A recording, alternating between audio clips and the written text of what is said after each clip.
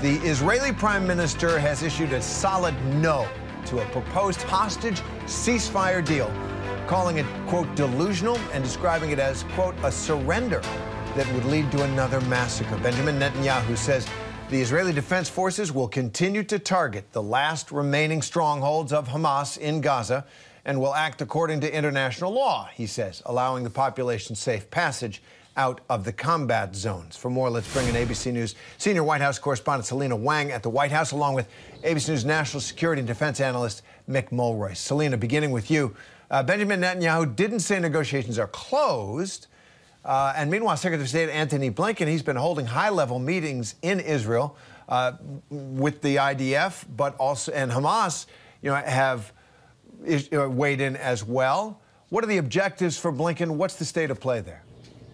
Well, Terry, a key objective of Blinken's high-stakes diplomatic trip here was to push to build support for this hostage negotiation that would see an extended pause in fighting as well as a surge of humanitarian aid into Gaza. The fact that Netanyahu has so publicly rejected this deal, it is certainly a setback for Blinken. No one was expecting Netanyahu not to have some pushback, but how forceful it is does show that it's quite a difficult path ahead for Blinken to try and get something done. Although, as you said, Netanyahu, he didn't entirely close the door to negotiations.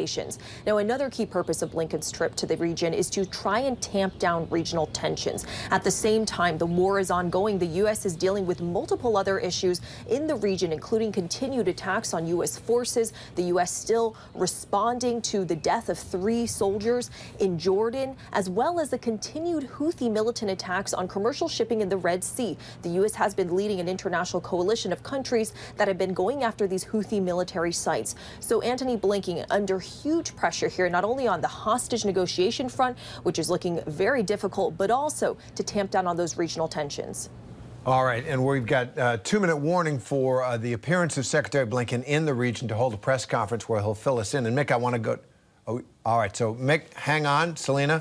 We go now to Israel, where Secretary of State Antony Blinken will be holding a press conference on his negotiations in that region. So we have been intensely focused from day one on getting the hostages, all the hostages, back with their families where they belong. And we will keep that focus until we get them back.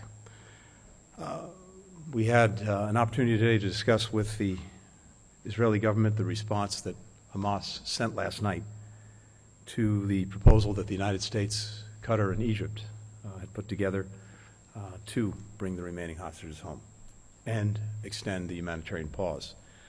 What I can tell you about these discussions is that while there are some clear non-starters in Hamas's response, we do think it creates space for agreement to be reached.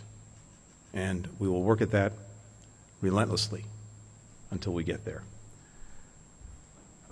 We had extensive discussions with the Prime Minister and national security leaders on the status of the military campaign to defeat Hamas and on the progress toward achieving the fundamental objective of ensuring that October 7th never happens again. At the same time, we're continuing to work closely with Israel and Lebanon on diplomatic efforts to de-escalate tensions on Israel's northern border so that families can return to their homes, both in northern Israel and in southern Lebanon, and live in peace and security. We also discussed the imperative of maximizing civilian protection and humanitarian aid to address the ongoing suffering of Palestinian civilians in Gaza. Nearly 2 million people have been displaced from their homes.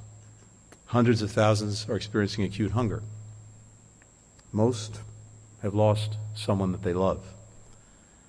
And day after day, more people are killed.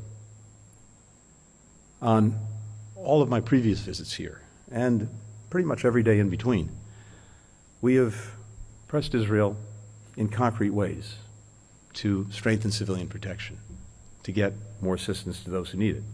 And over the past 4 months, Israel has taken important steps to do just that, starting the flow of aid, doubling it during the first pause for hostage releases, opening the north and south corridors in Gaza so that people could move out of immediate harm's way through these corridors with 4 hours pause every day, 3 hours notice.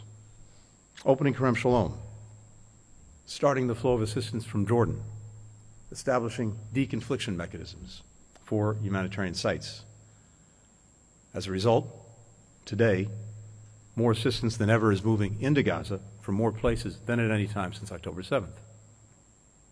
As the largest donor of humanitarian aid to the Palestinians, the United States has helped provide much of that assistance, including funding 90,000 metric tons of flour delivered from Ashdod port.